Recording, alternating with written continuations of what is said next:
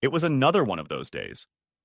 Long hours working on a project with unreasonable deadlines, and then trying to explain the impossible to the client. I've had a lot of days like that lately, mostly due to my usual work ethic and inability to say no.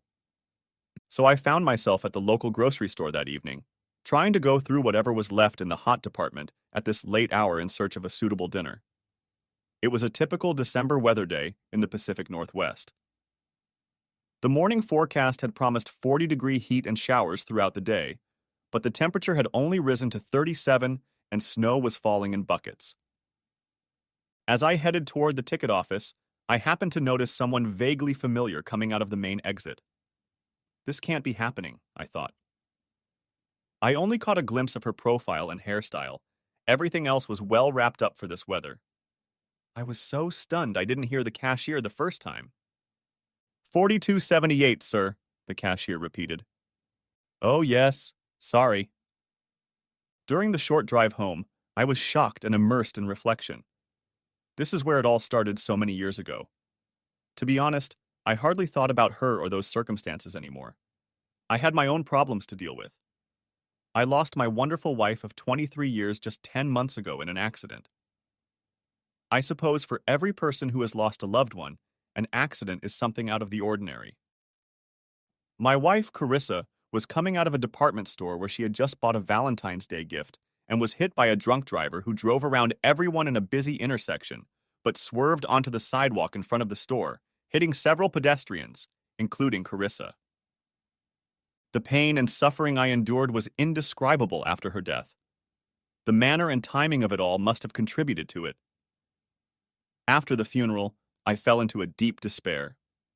Our son Brady, and even more so our daughter Claire, helped me escape its grip and got me to agree to grief counseling. To my surprise, I learned a lot about myself. I even learned about unexpressed grief over the loss of my first wife, even though she hadn't died. I left the therapist not cured, but a more determined person. Then I immersed myself in the work, and I've been there ever since. Barely had time to put warm chicken and mashed potatoes on my plate, tweaked enough to be edible, when my cell phone rang. It was my daughter, Claire. Hey girl, how's it going? I asked cheerfully. After our shared tragedy, I always made a brave face for the kids. Brady was now 22 and had an internship at a financial corporation in London. Claire was 25 and living only 30 minutes away from home with her husband Richard. They were trying to start a family, which pleased me immensely. Is everything okay, Daddy? She asked, and not in a good way. Of course, sweetheart, I replied. Just a long day at the office. Why, aren't I supposed to be like this? No, no, no, of course not, she stumbled half-heartedly. I was instantly concerned, as my daughter had always been very understanding. What's going on, Claire? I asked. Did something happen when you were at the grocery store today? Now I was on high alert. Claire? What's going on? I blanched. Talk to me, young lady. Okay, Daddy, she tried to start again. Look, there's something I have to tell you and it's important. But I don't think you're going to like it. I won't interrupt you? Just my dinner, I told her. So if you don't mind listening to me chew, give it to me. It's about Mom, she blurted out. It was weird, since she always called Carissa Mom. Okay. I left her alone. Go on. Not Mom. Claire realized her mistake. My mom, Ivy. Just like that, and in the same instant, panic swept over me. Anger, worry, and confusion fought for the right to be the dominant emotion at the moment. What about her? My voice was firm. She's sick, Daddy, was her short answer. Very sick.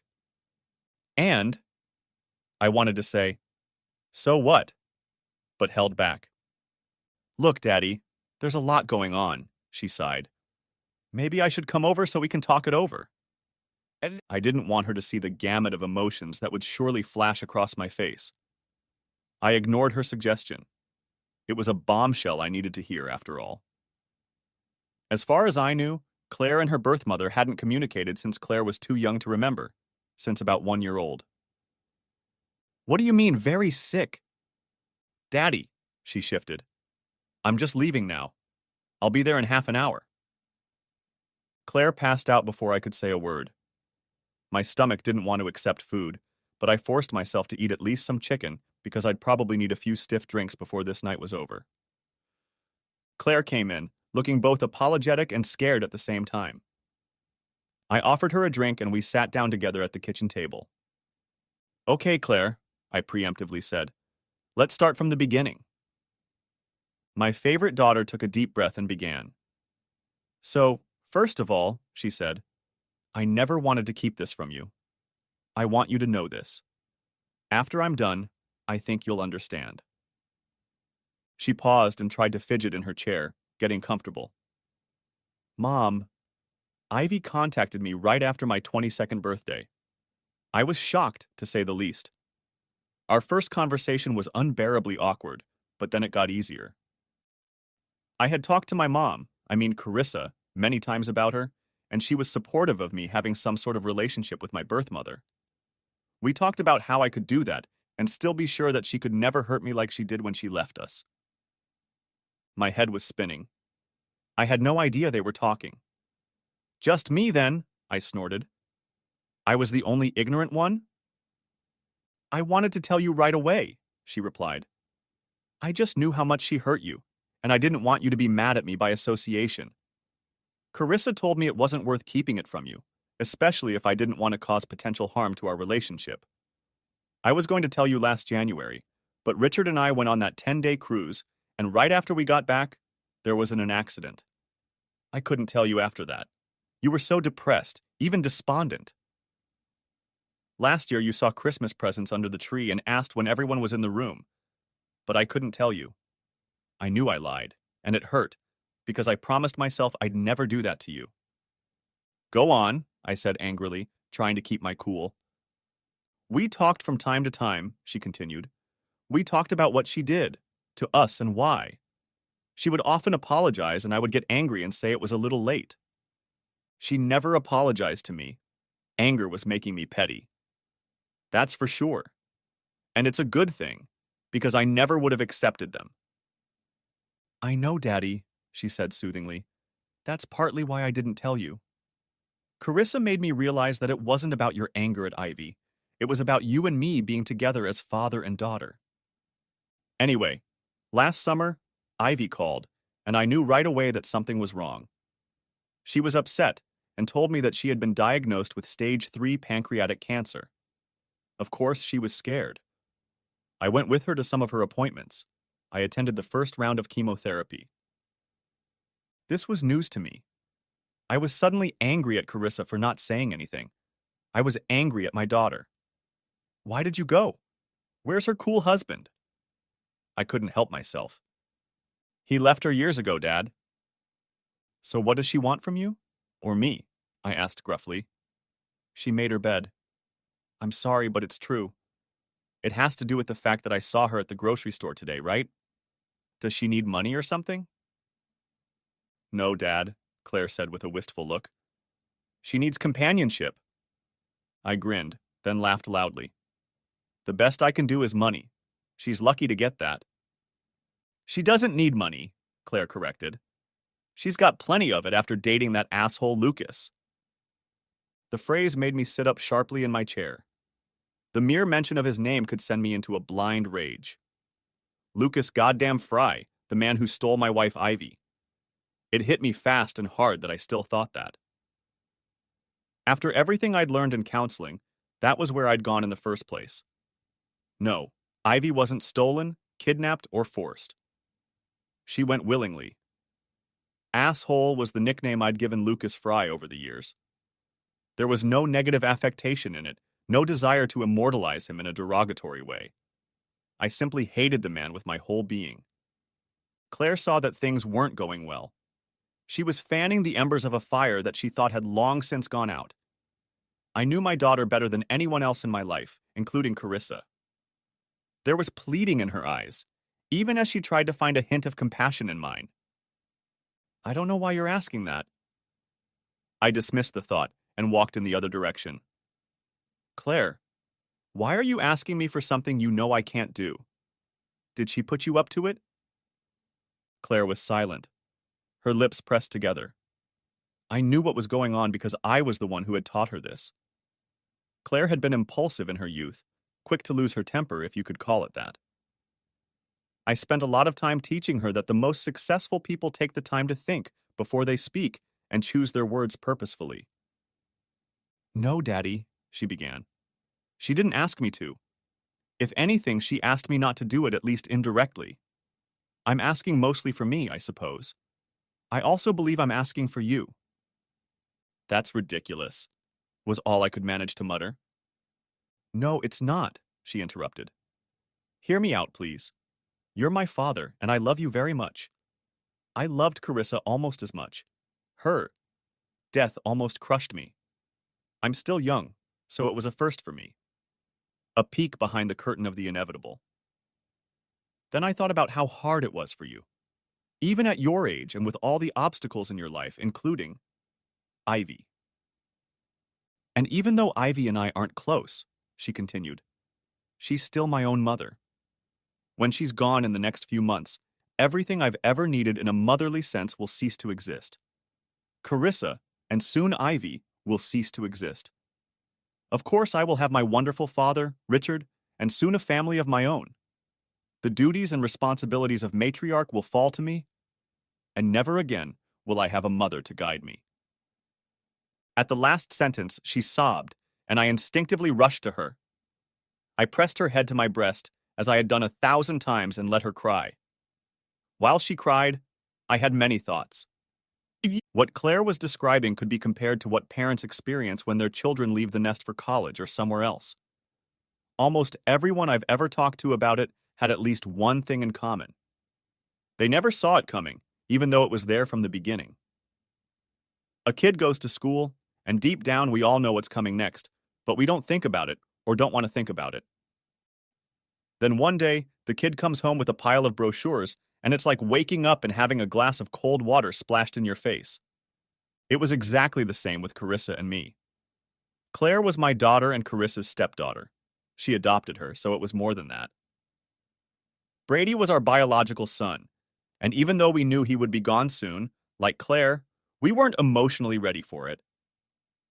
For Claire, at such a young age, it was a painful part of life and death that she was going through. But I couldn't let her feelings on the subject govern mine. She looked up at me, no longer shedding tears, and kissed my cheek. Then she got up to blow her nose and fetch a glass of water. Daddy, she began again before sitting down, I've been thinking hard. Other than Richard, you're the most important person in my life. Okay, maybe you two are related. She chuckled. Either way, after all this loss, I'm going to need you more than ever. She paused to appraise me. You've made progress, Dad. I've seen it. The counseling helped, of course. But I've also seen that you've pulled back a bit. You've immersed yourself in your work and become more cautious. I can't explain it exactly, but I know one thing. I want my old father back. I want my children to know the man who raised me, not some other version of that man. She took a sip of water and continued. Meeting her, spending some time with her, that's not for her. It's for you. Maybe she'll earn a little forgiveness or absolution before she dies, but what you really need is closure. You never got it, not in the sense that she left us, like she left you. I know how much you loved. Love, Carissa. It didn't take long for my tears to flow. She sat on my lap to comfort me in return. You've closed that chapter, Daddy. You've made peace with the tragedy and the loss of Mom. But I think you need to close another chapter before you can find real peace. In a few months, it will be just you and me. Remember the song we used to sing when I was a little girl? The one we used to sing when we were just hanging out? You and me against the world? It talked about times long past and the future. What's that old phrase you said to me once? It seems to be in Gaelic. Auld Lang Syne, I said more to myself than to her. The literal translation is long ago, and in English it means times long past. The title of the song was exactly that. You and me against the world, except I changed the words from mom to dad. I can't believe you memorized it. She smiled broadly and hugged my cheek fondly. I love you, Daddy. It was a significant moment for the Sullivans, at least for her and me. Then my mind returned to the current issue at hand. Claire, I said softly, I don't know about what you're suggesting. I never tried to contact her because I knew I didn't want an explanation. It would have only hurt more. I had to be strong for you. There was no point in swimming in the mire. The mess she'd made was all her fault. She wanted him. She chose him over me. And you. The end. Claire nodded slightly. Yes, I know, she agreed with my temper. But those were times long past, Dad. And now we're living in the now. She'll be gone soon. It won't matter much, except that you can get answers and close the book of the past once and for all. I'll have to think about that, honey, I told her. I know that too. She kissed my cheek and stood up. Don't think too long. Time is not on your side.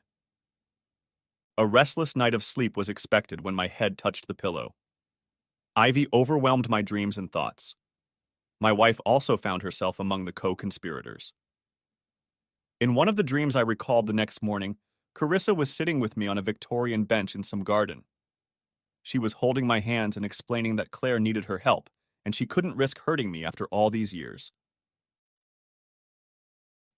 I found an old Helen Reddy song on YouTube and listened to it while I shaved the next morning. It brought back a lot of memories, both good and bad. I figured as much. Ivy wasn't exactly trying to hide it, so it was easy to get suspicious. Lucas Fry was a promising singer and songwriter. His band, the Pine Needles, was a silly play on words due to our geographic location in the Pacific Northwest. Fry was also Ivy's high school sweetheart. As she recounted, he dumped her more times than I could keep track of, but she kept coming back for another. I had always considered myself a logical and reasonable person, even back then. We met, dated for a year, and got married. It wasn't even a year later that my opinion of myself turned out to be wrong.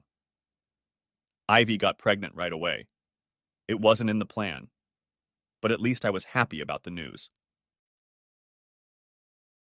A few months after Claire was born, Fry found a way to contact Ivy again and talked her into meeting somehow. I never found out the details. She didn't lie about meeting him. She would go to his studio, which was just a well-stocked garage, and listen to the band. I was furious. She was telling me to stop being paranoid. She loved me. She was there with the whole band, and only to help him write songs like back in the day. At first, I told her I didn't want her to be with him.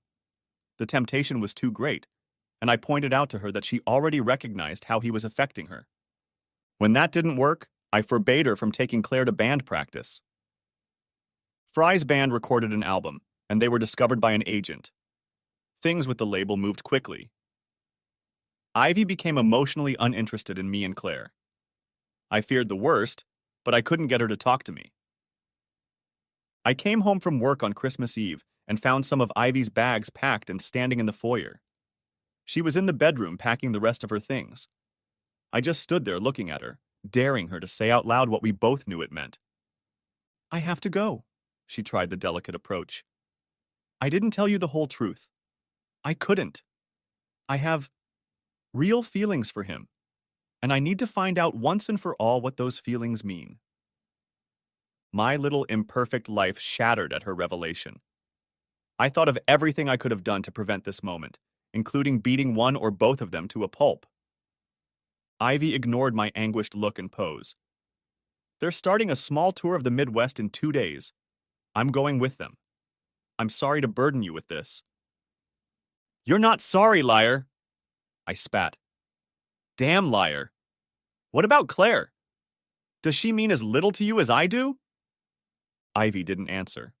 She grabbed her last bag and headed into the living room. In a last desperate attempt, I blocked the hallway. You're not going anywhere, I shouted. Not as long as you're my wife. She paused to gauge my anger. At least it seemed that way to me. After all these years, I couldn't remember all the details. Ivy slowly set her bag down and, looking me straight in the eye, said, "You can't stop me, Mark. I'll just call him or the police." "Of course," I laughed. "Call him right now and tell him to come get you. I'm begging you." Ivy looked at me strangely, like she didn't know me very well. She walked past me, dragging her suitcase behind her. I wasn't going to stop her, and that's when it hit me.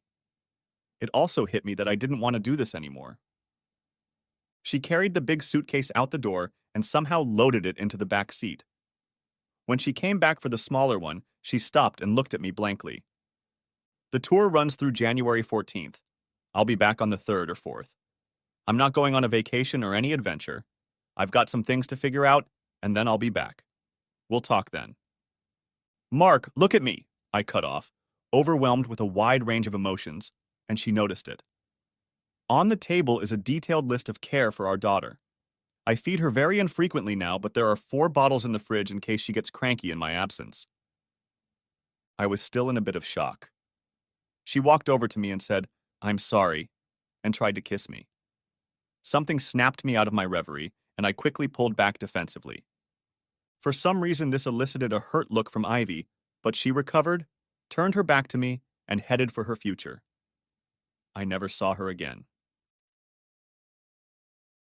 The note, I can't call it a letter, came on January 2nd. She knew right away that she and Lucas were meant to be together.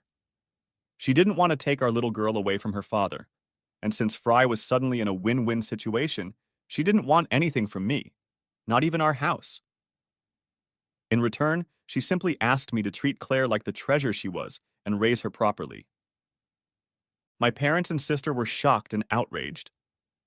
Mom and Dad found out about her betrayal at Christmas when they called. They had moved to Southern California the year before to be closer to my little sister. When they moved, I thought, as I suspected, that they favored my sister over me. But that turned out to be wrong when, right after Christmas dinner, Mom and Dad went to the Los Angeles airport and flew over to help me with Claire. Looking back over the years, I was certain that Claire wouldn't have survived if it hadn't been for my mom. Even with the notes left for me by that slut, I had no idea how to care for Claire. Mom had told me many times that I didn't value myself enough and that people, moms and dads, had had to tough it out for millennia. Dad gave me moral support, and we spent more than one late night consoling over Ivy's actions.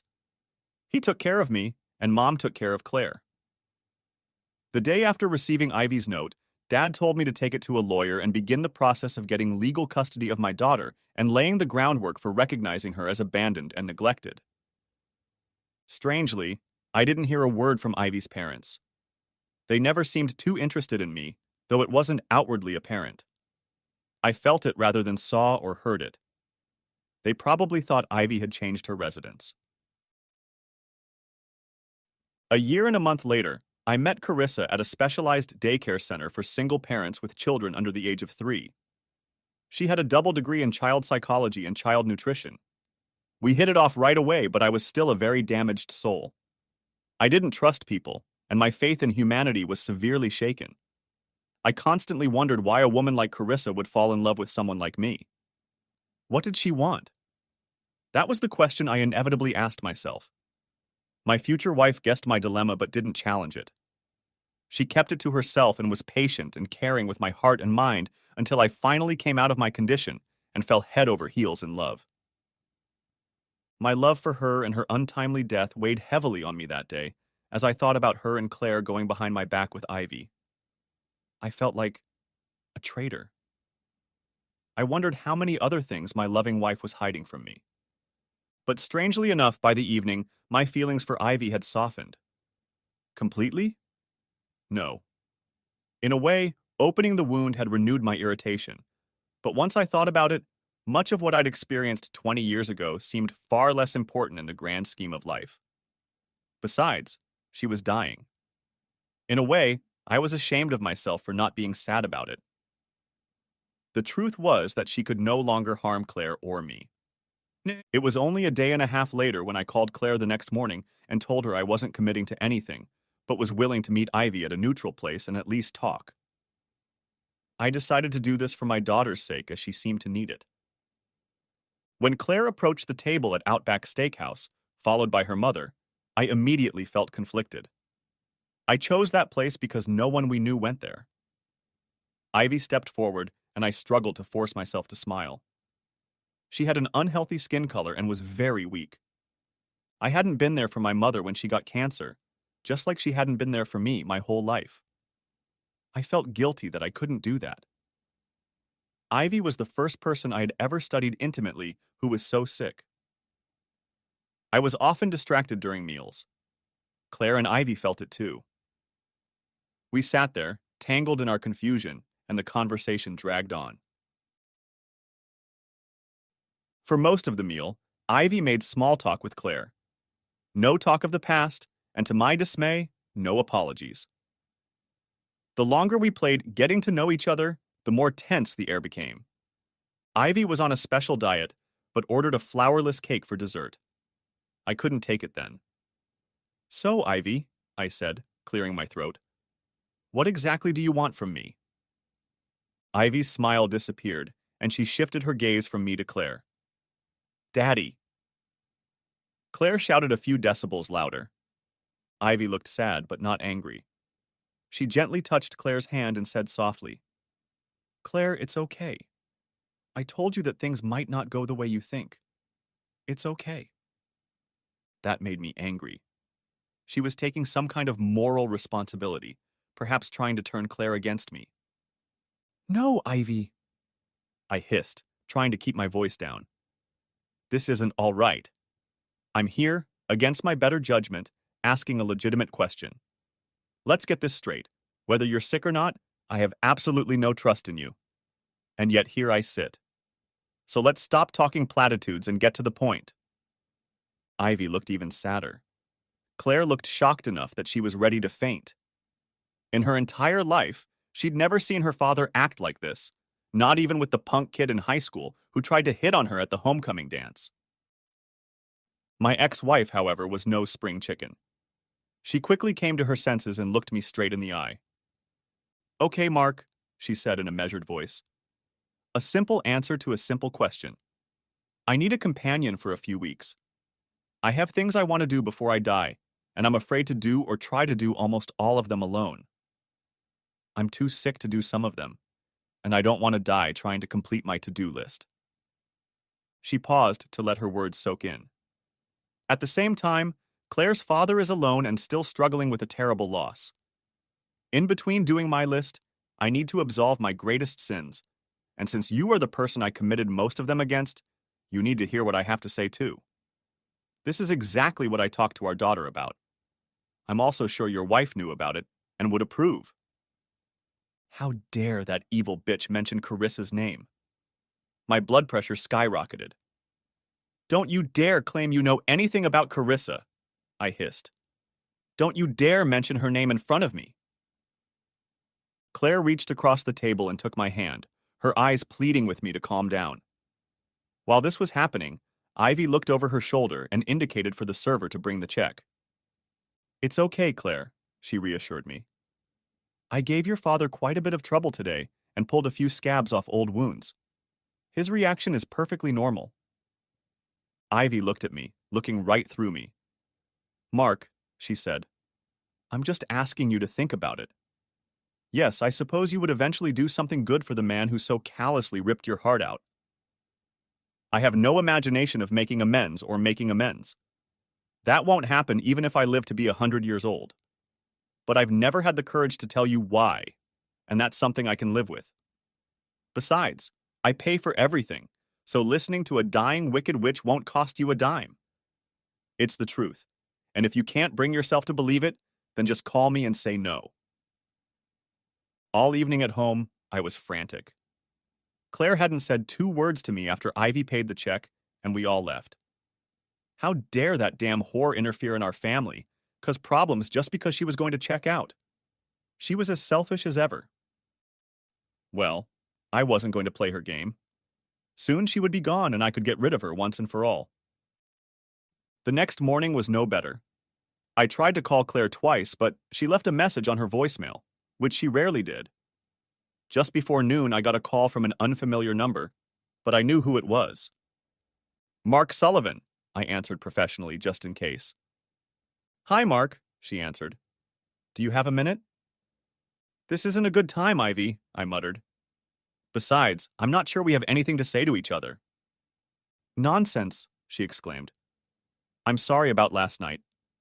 Having Claire around had the opposite effect on both of us. I should have known better. What I ask has always been about us, and only us. I'm sure all your thoughts of honoring my request are gone now. Here is my last attempt to change your mind. I was really working on another deadline, so I didn't have time for her excuses. I can't, I told her. At least not right now. You have my cell phone number, so if you want to talk to me, call me at 7 tonight. I'll be ready to talk then. The night before, I had discussed a few compromises. Perhaps she would agree to one of them. She called exactly at the appointed time. We exchanged pleasantries, and then she cut to the chase. Again, I'm sorry about last night. Obviously, I bring out the worst feelings in you, and deservedly so. Claire looked like she didn't know you. That's my fault, too. Ivy, I intervened, just stop.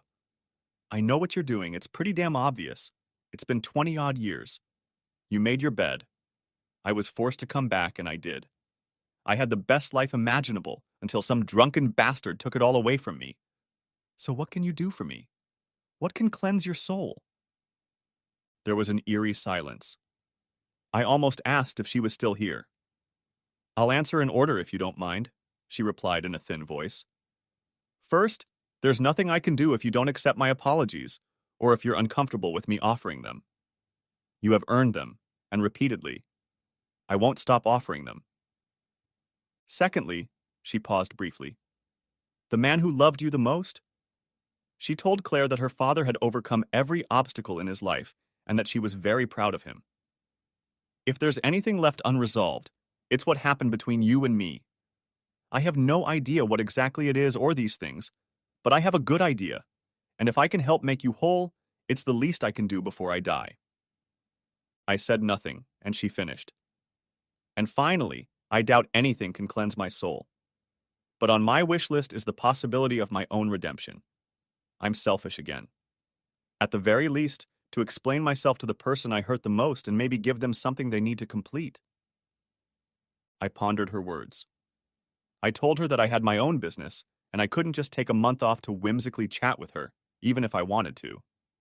I told her that any time we spent together would be mostly for Claire's benefit. I told her that no matter what she said, she shouldn't expect forgiveness. I then laid out the parameters. Ivy said she would think about my proposal, but was 99% sure she would accept it. Later that night, Claire called me and began with a heartfelt apology. Daddy, I love you, she told me. I'm really glad you decided to give her a chance, but I also never knew how much you were mad at her. Don't get your hopes up, honey, I said. We have a lot of baggage, and neither of us can predict the exact outcome. I might even end up being angrier at Ivy than I've ever been. The next day, Ivy texted me and agreed to my terms. It was the strangest contract I'd ever been involved in. I gave Ivy a choice of just two, items from her wish list. I wasn't going to spend the entire month with her. She asked for one more. Will you let me spend at least part of Christmas with you and Claire? That was it. I either lost my mind or was unexpectedly generous and told her she could. She chose one simple request, which was that I accompany her to the top of the Space Needle at sunset. This request seemed suspicious to me. She could have easily taken a plane to Seattle. We lived only 3 hours away by car. Ivy could have taken a cab or Uber to the park and taken the elevator down. The Tuesday before Christmas, Ivy and I drove to the airport and boarded the plane. The ride was terribly awkward. I decided that Ivy must have changed her mind about her plan. She was a little more chipper than she had been that night at the restaurant, but her skin color was awful. I couldn't help but sympathize with her. While waiting to board our flight, Ivy broached the subject of Claire's childhood. Was she a happy child? She asked cautiously. Did she need any kind of special counseling? No, I answered evenly. She was only 2 years old when Carissa appeared in our lives. She was too young to remember or understand. I was different. I had no idea why I said that. I promised myself over and over again that I would talk about my feelings as little as possible during those dark days. She left the phrase and seemed to reflect. It seemed to me that things were not going right, but I bit my tongue. This was her show, and maybe she'd cancel the whole damn thing. On the airplane, Ivy dozed off almost immediately. I wondered how much of her fatigue was due to her illness and how much was due to the medication. Her face, relaxed in sleep, seemed younger. It was more familiar, like it had been when she had not yet left. Then I thought of her and Fry, and I had the urge to strangle her in flight. It would be a much more painful fate for her, I decided. Ivy took a long time to recover after the plane landed.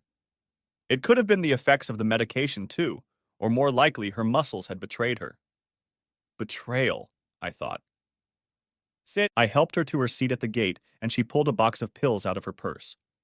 She seemed to double-check the many pills before she swallowed them. I'm sorry, she said. I want to enjoy this. What Ivy didn't know was that I'd made reservations at a very busy haute cuisine restaurant in the Needle. If she wanted to unload, she could start as early as this night. During the cab ride from SeaTac, she had plenty of opportunities to talk, but there was no way she could find her voice.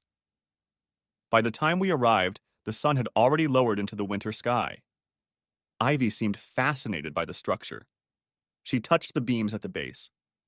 While those inside were busy in the gift store, Ivy looked up, down, and in all directions. She amused me. I knew it was her first time up there, but it was like she'd never been anywhere high and wasn't surprised.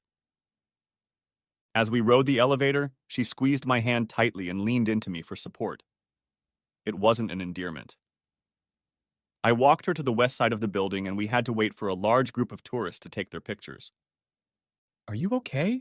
I asked, genuinely worried. A lot of pain, she replied hoarsely. I'll be fine. Seeing an opening at the railing at last, I guided her there, letting her hold onto the barrier. I expected her to want to take some pictures, maybe even pose with me. I was prepared for that, but to my surprise, she just stood next to me and watched the sunset. It's beautiful, she said in a barely audible whisper. She wasn't talking to me. She wasn't talking to herself or anyone else. As I pondered this first of her last days, emotions overwhelmed me. I had hated her for so long that I felt ashamed that I had any compassion for her. There was guilt, too. It had to do with the fleeting thought of how unfair it was that she had outlived my wonderful wife. But neither had anything to do with the third. Ivy took her right hand off the handrail and placed it on my forearm. Then she leaned her head against my shoulder as the sun disappeared behind Puget Sound. I finally realized at least one thing. Knowing her fate, Ivy wasn't going to ask permission or worry about something showing up. She waited another good 5 minutes, taking in the colors and the impending darkness of the December twilight. Ivy turned slightly toward me and kissed the very shoulder she'd been leaning on. Thank you for this, she said to me. I waited until she turned away and wiped a few tears from my eyes. Hey, I said, letting her take my hand again. I have a little surprise. At first, her face looked concerned. Then her eyes opened wide when I told her about dinner.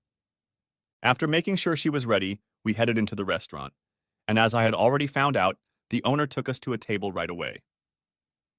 Ivy asked me the time, and when I told her the time, she pulled out her pillbox again and began her regimen. The conversation was more animated, but still forced. She wanted to know how I had managed to build the business so well while taking care of Claire. I told her about my parents' arrival that first Christmas. She seemed to keep forgetting that Carissa had come into my life shortly after she left me. How long have you known? It sounded sudden. I immediately caught her gaze. How long did you know about me and him before I left? I suspected. I took a deep breath and continued. It wasn't that you were hiding it, more like poking me in the face. I tried to pretend it didn't happen. Ivy nodded slowly, mulling over her next words. It was more guilt than anything else. She said it so nonchalantly that I was taken aback. Hardly, was all I dared to say. Yes, she said very quietly, probably not wanting to overexcite me in a crowded place. I was a very confused. Maybe not. Probably more like a very confused monster. But I still knew what was right and wrong. You were my husband, and I was supposed to fall in love with you. We had just had our first child together. Every time I tried to justify to myself how I'd screwed it up, my thoughts went back to him. Come on, I said reproachfully. We're here on a bucket list expedition. You can at least humor me a little. In fact, I can't think of a single reason why you'd lie, cheat, or deceive me or yourself anymore. There's no point. She knew I was talking about her imminent demise. Her attentive face suddenly contorted as if she'd had a cucumber inoculation. After a long moment, she surprised me. Yes, she said, you are right. Some habits are hard to give up, especially if you're constantly lying to yourself. She must have noticed the change in my gaze. Mark, please do me a favor.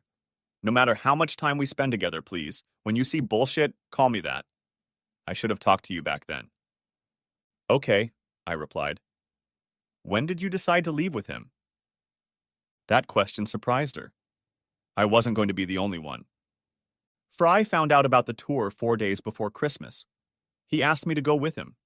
He said he loved me, and that we could never figure out our true feelings when I would spend an hour or two with him and then go home to my family. I made my decision on Christmas Eve. I was scared to death, but I had to know. Of all the things she said or acknowledged, what struck me was that she used his last name. It was inappropriate. Maybe it's time to address the BS again, I said. You were in love with him long before you met me. No, Mark, she replied. I was in love. He also scared me. There was an unspoken danger in him. I mistook that feeling for love. Fine, I said angrily. You never came back. Care to explain that? I'll explain, she told me. But not tonight. We finished our meal in complete silence. Ivy confessed that she'd used a private investigator to find Claire a few years ago, and sometimes followed her around just to observe. I didn't know what to say to that either. The confession was borderline creepy. The car ride was again stilted and a little wordy. On the airplane, she slept, and so did I. It had been an exhausting day for me. Claire questioned me about how the day had gone, and I held myself back. I needed to rethink a lot of what I had seen. Claire kept insisting. I did something I never thought I'd do. Claire, damn it! I pounced on her. Can't you just leave it alone? I don't want to talk about it. I've already told you that it might not go the way you think it will. For God's sake, it's none of your business anyway. My daughter abruptly ended the conversation, but not before I heard her stifle a sob. I had never treated her like that before. I apologized over and over via text. She wouldn't return my calls. Maybe. Honestly, I didn't know what to expect when I woke up Christmas morning. I certainly felt sorry for myself and didn't know if I would see my daughter and her husband. If not, it would be the first Christmas of our lives. I blamed it on Ivy, too. But at 11:30, Claire walked through the door, as happy as if nothing had happened between us. She rushed over to me and hugged me tightly, exclaiming, "Merry Christmas." She whispered in my ear, "Sorry, Daddy," as Richard walked over to give them a hug. Just behind them stood Ivy, unsure and a little speechless. "Merry Christmas, Ivy," I greeted her warmly. Her face lit up brighter than a Christmas tree, and she stood with her arms open in case I wanted to accept her offer. I hugged her, glad I wouldn't be alone on this special day. After the greetings, Ivy moved into the kitchen and seemed to start familiarizing herself with the surroundings. I cast a questioning glance at her. "Claire said we're having ham for dinner," she said, with more excitement than I expected. "Which side were you planning on cooking it on?" I looked at Claire, then back at Ivy. "Mashed potatoes," I replied, "and peas."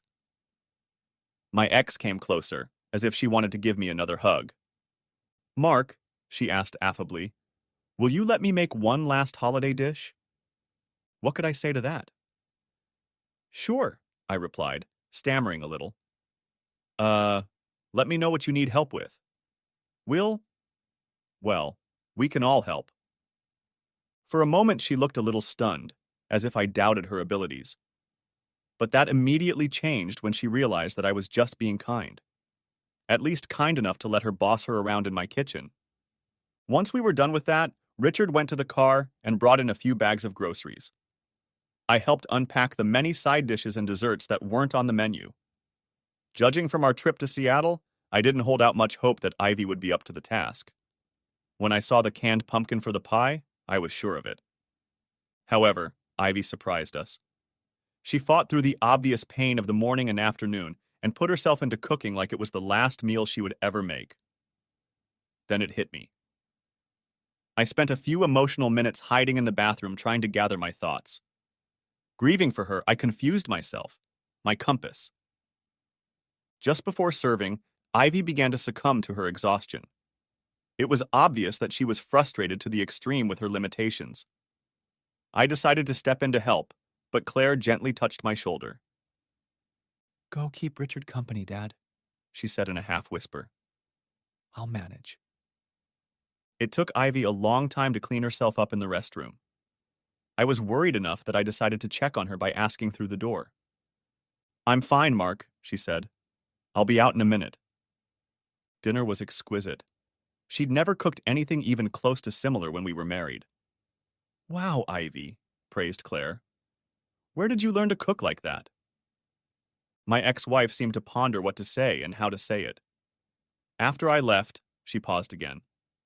I decided I was going to start doing something I liked or had always liked. I took cooking classes for 2 years and then went to a local culinary school for 2 semesters. You're very talented. I didn't know what else to say.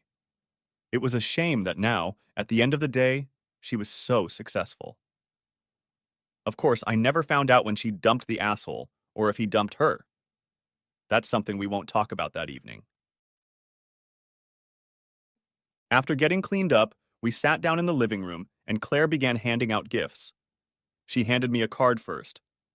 I had to wonder because we always had a tradition of opening gifts first and then cards. Inside the heart card was a black and white photo of a sonogram. I looked at it perplexed. Yes, Daddy, she squeaked excitedly, jumping into my lap. You're going to be a grandpa. There was an uproar and congratulations sprinkled all around. I hadn't seen a smile like that on Ivy's face since she'd left a few months ago. When Claire started handing out the gifts to Ivy, I felt a little uneasy.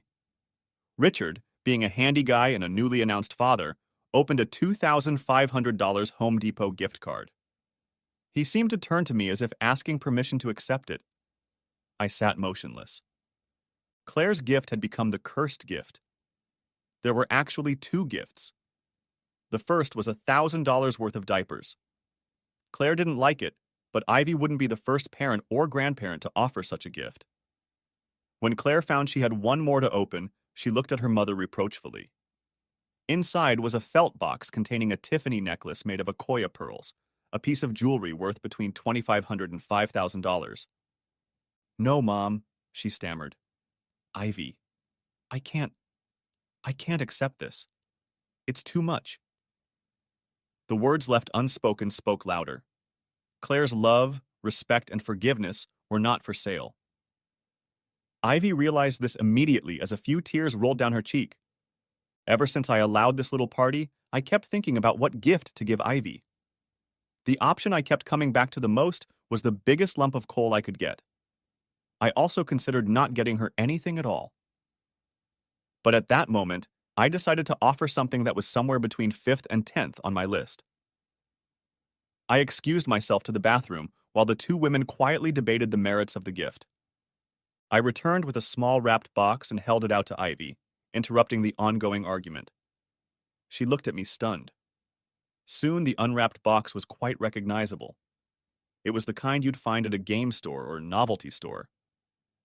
Ivy immediately guessed that the item was more from our generation than Claire's. It was an old game that lovers shared after a wedding or on Valentine's Day. A bunch of coupons giving each other something of value, sometimes redeemable. She looked at me with anticipation and fear in her eyes. She realized that the contents could be good or weird, or they could bring the holiday to a quick end. Carefully, she removed the lid. Inside lay a loan coupon. It read, "One free life mistake repellent. You are forgiven." Ivy's eyes rolled upward. Claire and I quickly shortened the distance, with me getting there first. She didn't faint, but she would have fallen off the chair without my intervention. Richard ran to the kitchen for a glass of water, and Claire knelt in front of her mother, asking if she was all right. We didn't get to Richard and my presence until 30 minutes later. Next chapter. Claire hugged me in the back seat of our car, saying goodbye to me and something else. Richard helped Ivy down the cruise ship gangway and waited for the steward to return with the wheelchair. "Try to have fun, Daddy," she said affectionately. "And please, whatever happens, don't kill her." She smiled mockingly, cupping my cheeks with both hands. I smiled back. "I'm not promising anything, sweetheart," I replied half jokingly, half seriously. "Seriously, Daddy," her smile dissipated. "There's no point right now." Of course, she was right. Ivy was in decline, and we'd all seen it over the last week. Christmas Day had started out with a burst of energy for her, but at the same time it had been hard. She had only 2 days to recuperate before leaving on her trip. If at all, she could go on the mend.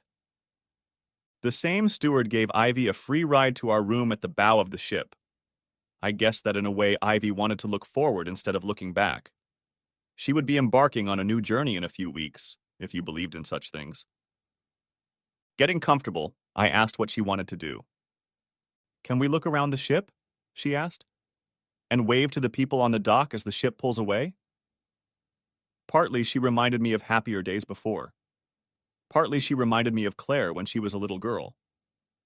When I offered her a chair, she immediately declined, but I was ready for it.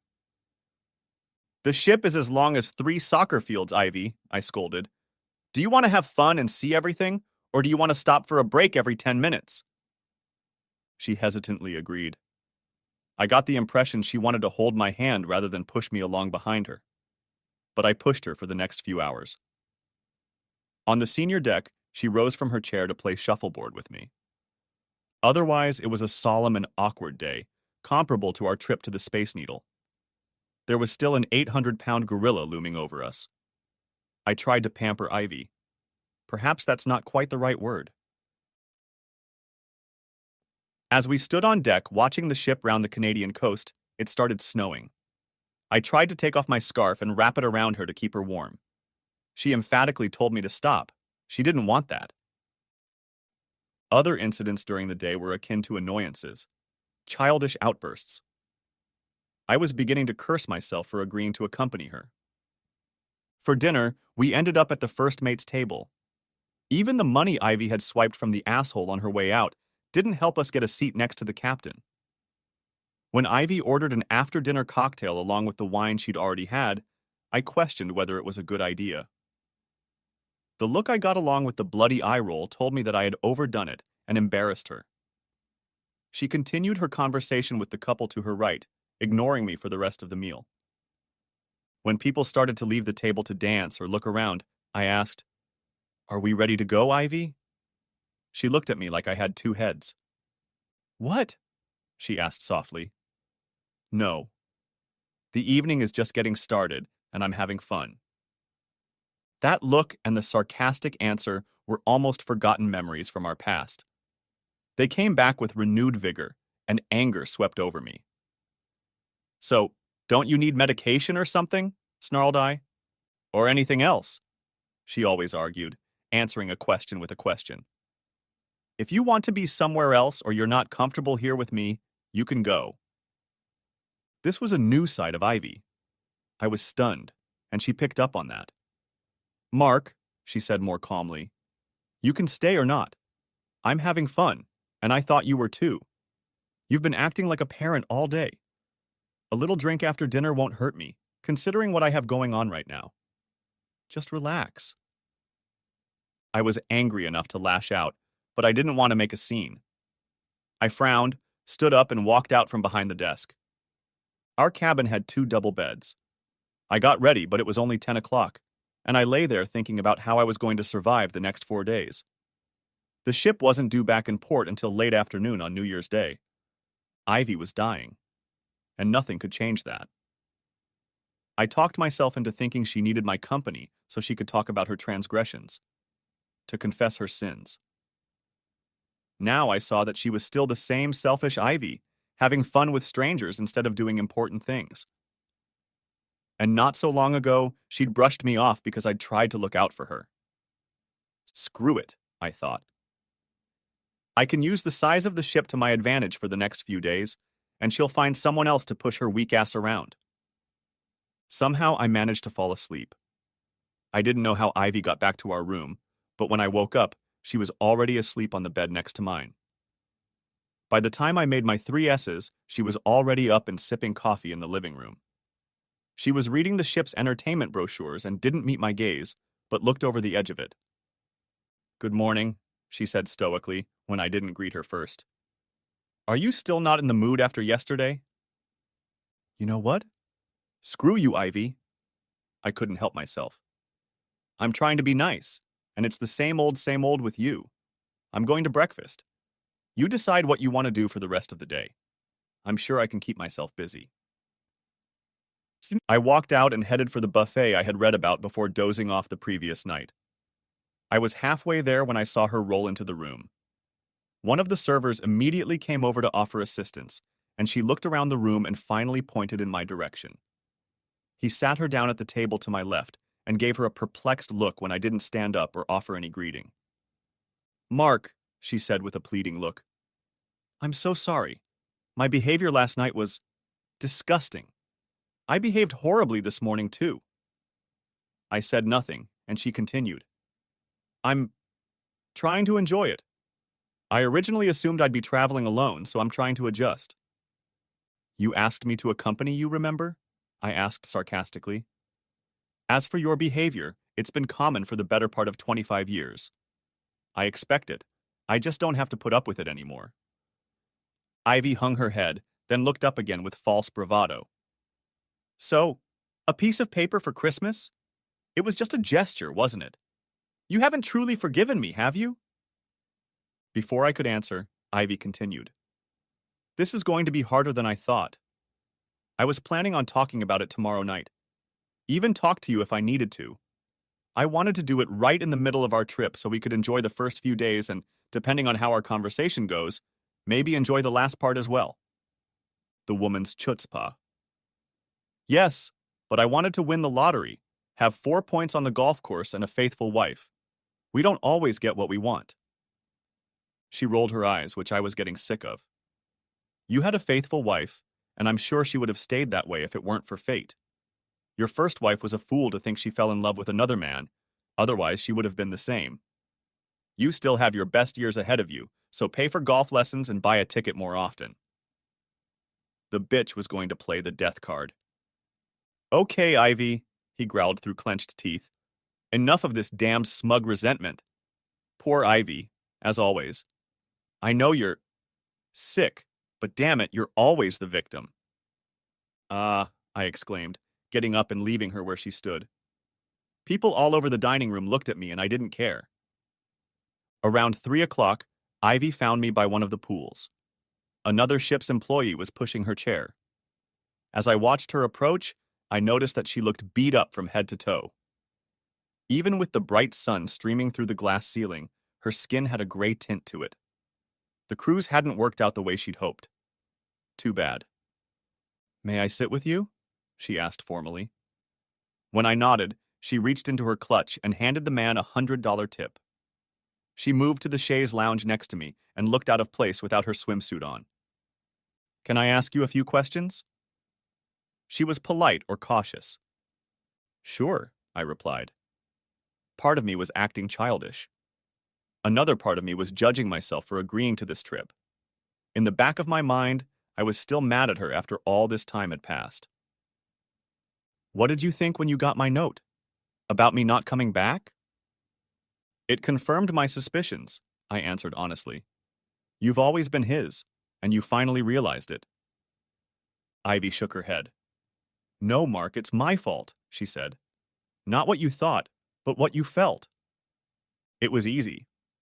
I'd done this exercise dozens of times with my therapist. Betrayal.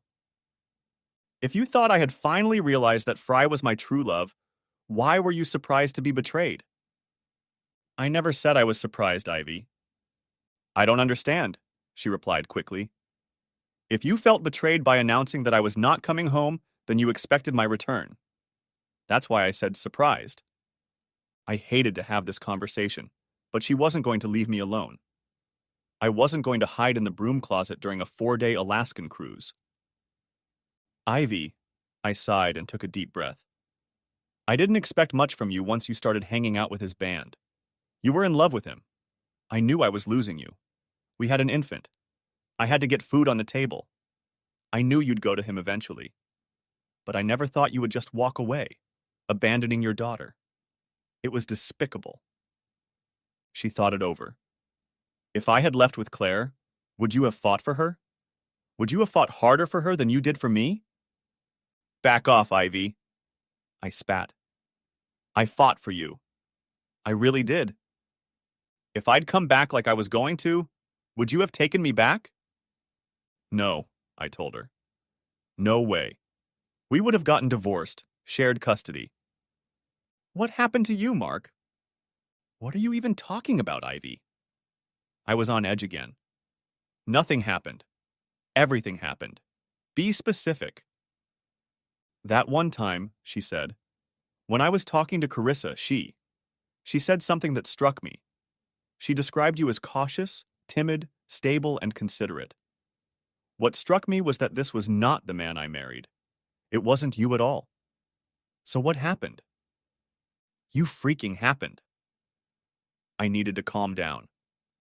Ivy nodded slowly in agreement, as if those were the words she wanted to hear. I wasn't about to pass up a chance like this. You ran off with your high school boyfriend. You didn't care about your husband or your daughter. You had the life you wanted with some selfish jerk, and now you're rich and can take off early with no regrets. I had to be a slow and steady turtle, I continued my tirade, so that I could take care of our daughter, so I could take care of my new family. I didn't always get to do what I wanted to do, even the opposite. Yes, sometimes I hated you and envied you at the same time, but I'll still be a slow and steady turtle long after you're gone, so wipe that smug expression off your face, dear. With that last comment, the expression did indeed disappear. Good. It certainly didn't dissuade her. That's what I thought, she said. And if I could assume that you were leaning on Carissa as much as she was leaning on you, and then she just left. My need to know where she was going with this overrode my desire to get her to stop talking about my sweet, wonderful wife. She expected me to brush it off, but I didn't, and she continued. You were doing everything right. In your mind, you were on the right track, as was your life, until the accident happened. Is that right? I didn't answer enthusiastically, but it was partly true. Instead, I nodded slowly. She left you, as did I, so that was the end of it for me. She was taken from me, unlike you. Don't you dare equate the two events. She never had any intention of leaving me. Then why are you still fighting it? She cut in again. Everyone knows it was an accident. Maybe you were playing it safe for the greater good, but why aren't you moving on? What's holding you back? I'm not. My thoughts scattered in different directions. I'm not. I'll move on, in my own time. Just like that. Ivy didn't say anything else. She just stared at me, waiting. I loved her. I was no longer in control of myself. I loved her more than I loved anyone, ever. Shit. She's been taken. I don't need another love. I don't need a girlfriend or a relationship. A relationship, huh? I'm clearly not cut out for them. I lose every time. Ivy was still looking at me thoughtfully, and she seemed more than okay with that. The very thought, much less the reality of me being so outspoken, was annoying. You wouldn't understand, Ivy.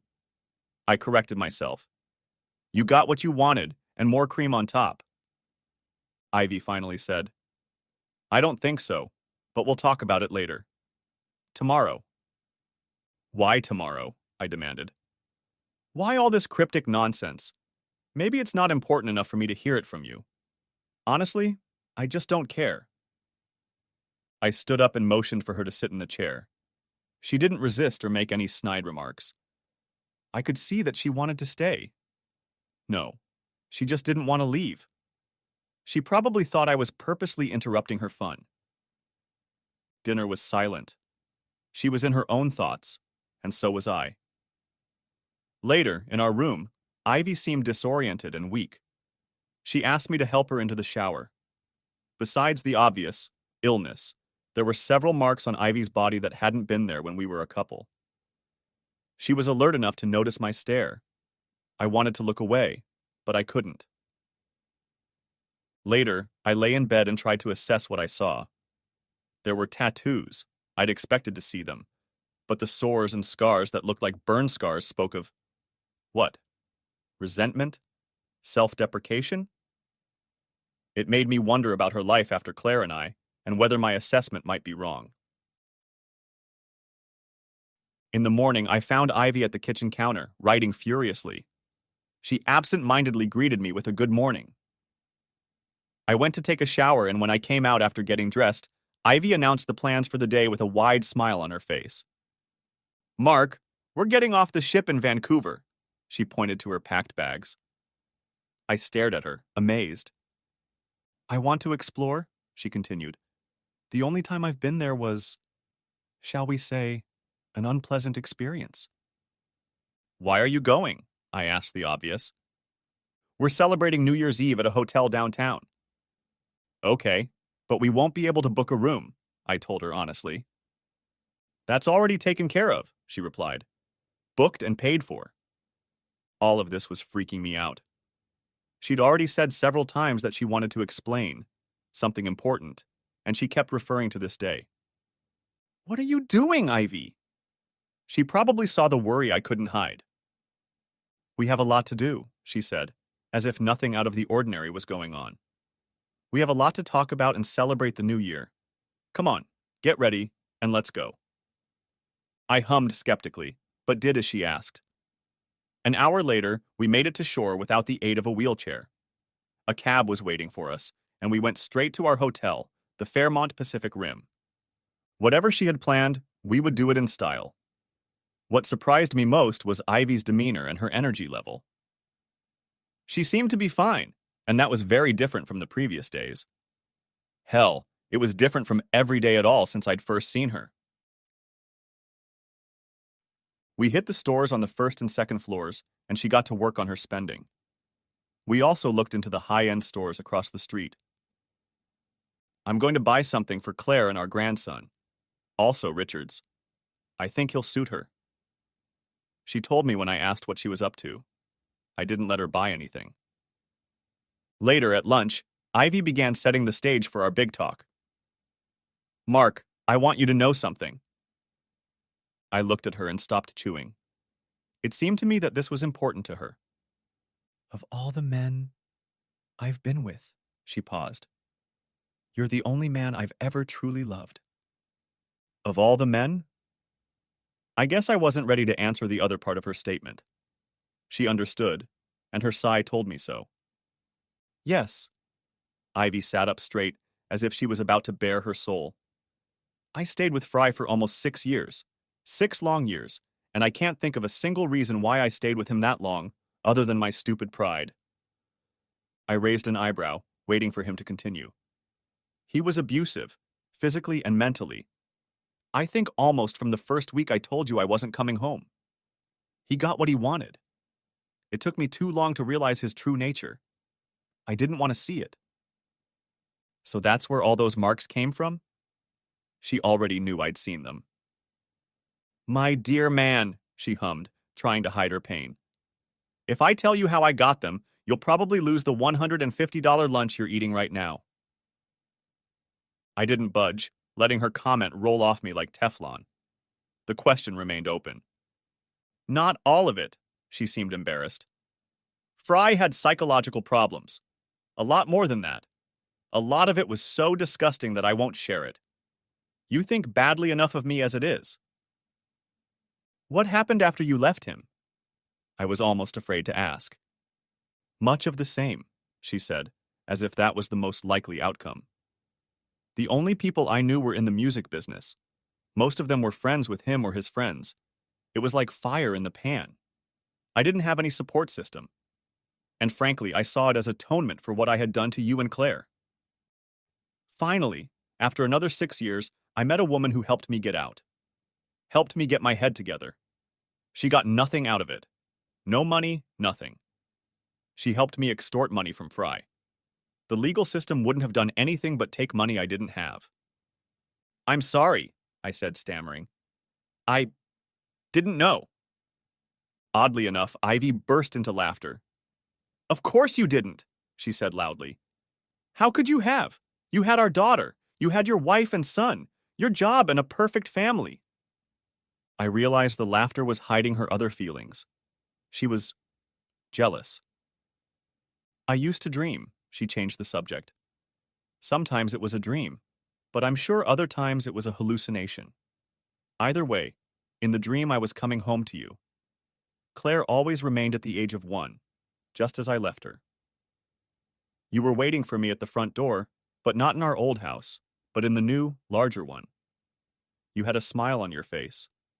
Not a good to see you smile, but a connoisseur's smile that said, I told you so. Every time I was ashamed of my behavior, but you accepted me anyway. Why are you telling me this? I had to know. It's simple, she chuckled. You're too kind a person to ask. And because I told you from the beginning that I needed to unwind. By and large, it will help you better than it will help me, I think. I had nothing more to say. Maybe I was afraid to speak. The conflict was insurmountable. She'd gotten exactly what she deserved, and no part of me felt triumphant about it. For dessert, Ivy ordered creme brulee. I was full after the dungeon's crab salad and lobster bisque. You're not overdoing it? She realized what I meant. No, she replied. Besides, what harm could it possibly do? I'm sitting here with you, enjoying the end of a year and the beginning of another. That is, what I get to see. Who am I to talk? She took a bite and, muttering, continued her little rambling. After I got out, she said, well, I spent most of my time trying to get better. I had to get clean first. Clean and sober in my case meant I went into rehab, and clean meant I had to get my STDs under control and then get cured. I spent a year there, and it's a good thing Brianna, my friend, helped me get the money out of Fry and the group, because the place wasn't cheap. She continued to scoop up the velvety substance, and I waited. After that, she looked up at me, I became a recluse. I experienced every wild, outrageous thing I could imagine. Most of them were bad. STD medication saved my life, but crippled my immune system. It's not a good thing when cancer runs in the family. She forked out the last remnants and savored them. That's my story, and I'm sticking to it. Ivy gave me a few more details I asked her for. We sat in the restaurant long after we finished. I expected her to take a nap to welcome the new year. Once again, her stamina surprised me. Ivy wanted to go to the casino, saying she had never been to one. This struck me as no less odd than all the other revelations of the day. When we arrived, Ivy handed me $300 in cash and told me we had to be conservative so we wouldn't go broke. I told her I thought she was rich. She laughed. Not rich, Mark, just well off. We played the machines for 2 hours. She won $300, and I had to laugh at the irony. I don't like to dwell on the details of that night. We ate and danced and welcomed the new year. We drank to innocence, and we drank to now. At midnight, we sang Auld Lang Syne to the best of our lungs. Those in attendance were excluded. It was a wonderful distraction from what my life had become. I expected to have to carry Ivy back to our room, but she made it on her own. I wondered if it was all muscle memory left over from her wild days. We settled into our beds, and I lay there, reflecting on the past day as she climbed into bed with me. Defensively, I pulled away, casting a questioning look at her. Please, Mark, she said softly but insistently. I want nothing more than a hug. This is our last night, and I want to fall asleep next to you at least one more time. I gave up. Why? I'll never know. I had 100 good reasons not to, and I was ready to lay it all out for her. But I didn't. In the morning, I woke up before she did and quietly went to the bathroom to do my morning chores. 25 minutes later, I came back and found her there, still sound asleep. I was about to go make us some coffee when suddenly it hit me, a slight odor of urine. I walked over to her bed. The sheets and comforter were up to her neck. I carefully pushed them aside. As gray as her skin had been over the past month, the color I saw scared me enough that my heart skipped a few beats. Her face was cold to the touch. I put my ear to her nose, even though I already knew what I wouldn't find. My fingers found no pulse. The next few hours passed in turmoil. Police, paramedics, medical examiner. I was questioned, or rather, harassed, until one of the officers found the information Ivy had written down in her purse. She told me about her illness, gave me doctor's contact information, and explained that we had one last holiday to celebrate her life. It was over the top, but she made it clear that she knew she could pass away during our time together and that I was in no way responsible. After reading what she wrote, the attendant actually dressed Ivy, which amazed me. I didn't think this could happen in the US even with a note. After Ivy was wheeled away on a gurney and the others left, I sat on the couch in a depressed state and cried. Damn Ivy, what a selfish bitch she had been all the way. Nothing like leaving with a bang. But then I wondered, really wondered, why was I here?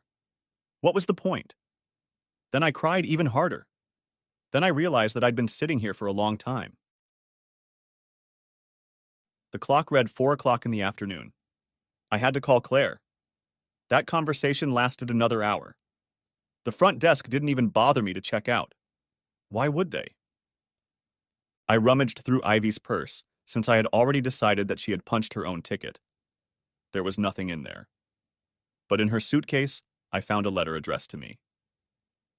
Mark, if you're reading this, I owe you another apology.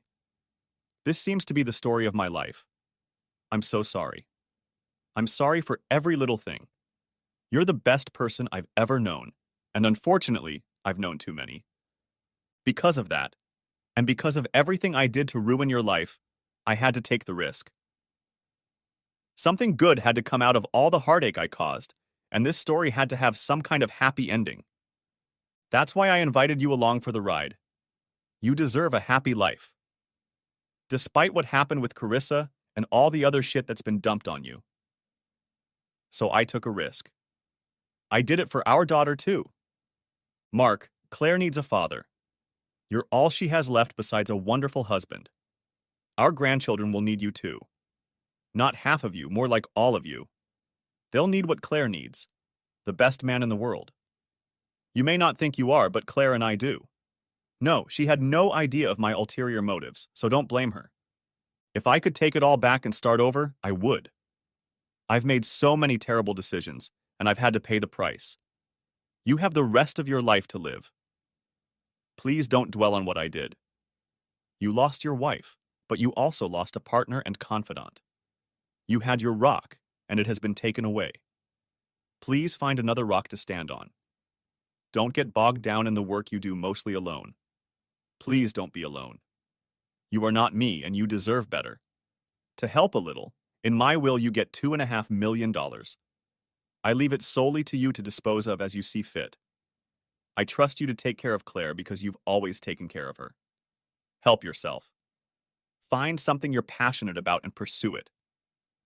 My undying love, Ivy. It was snowing thickly the morning of Ivy's funeral, and the dampness added to our mood. I hugged Claire tightly while the Reverend read the passages. Afterward, Claire said a few kind words. We were the only ones present, and as we turned to go home, the snow turned to rain. Ivy had successfully accomplished her mission. Claire and Richard had a beautiful son, Mark II, very much like Claire's mother. I took most of the money, and with Claire's blessing, we started two foundations, one for battered women and one for legal and financial assistance for uninsured victims of automobile accidents, which we called the Carissa Sullivan Foundation. Brady moved back to the States and became the director of both foundations. Even though we had extra work, we were committed to spending more time together as a family. By the time I turned 65, both of my children were married, and I had 4 little grandchildren to dream about. In her final days and hours, Ivy embraced the concept of selfless care for others. In my eyes and in Claire's eyes, she deserved at least some redemption. I will never be entirely sure if this was her plan, or if her true intention was to make amends by helping me through Carissa's death. Either way, it worked. The end. Thanks for watching. I hope you enjoyed it. So subscribe to my channel and watch the next video.